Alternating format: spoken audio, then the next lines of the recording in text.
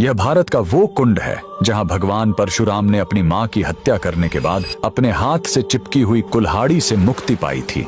यह कहानी है महान ऋषि जमदग्नि और उनकी पत्नी पतिव्रता रेणुका की। कहते हैं रेणुका हर दिन नदी से कच्चे घड़े में पानी लाती थी और उनके सतीत्व के बल से वह घड़ा टूटता नहीं था। उनके 5 पुत्र थे जिनमें सबसे छोटे थे विष्णु अवतार परशुराम। एक दिन रेणुका ने नदी में कुछ गंधर्वों स्वर्ग के संगीतकार को जल क्रीड़ा करते देखा। उन्हें देखकर एक पल के लिए उनका मन मोह में पड़ गया और उसी क्षण उनके सतीत्व का बल टूटा और कच्चा घड़ा टूट गया। जब वो आश्रम लौटी तो ऋषि जमदग्नि ने अपने योग्य बल से जान लिया कि उनका मन भटक गया था। वो इतने क्रोधित हुए कि उन्होंने अपने पुत्रों को आज्ञा दी, अपनी मां का वध कर दो। जब चारों बड़े भाइयों ने मना कर दिया तो क्रोधित पिता ने उन्हें तुरंत पत्थर बन जाने का श्राप दे दिया। इसके बाद परशुराम ने पिता की आज्ञा को अपना धर्म समझा। उन्होंने भारी मन से अपनी कुल्हाड़ी उठाई और अपनी ही मां का सिर धड़ से अलग कर दिया। उनकी आज्ञाकारिता से प्रसन्न होकर जमदग्नि ने वरदान मांगने को कहा। परशुराम ने तुरंत अपनी मां को फिर से जीवित करने और साथ ही पत्थर बन चुके अपने चारों भाइयों को भी मुक्त करने का वर मांग लिया। सब फिर से जीवित हो गए, मानो कुछ हुआ ही ना हो। लेकिन कहानी यहीं खत्म नहीं हुई।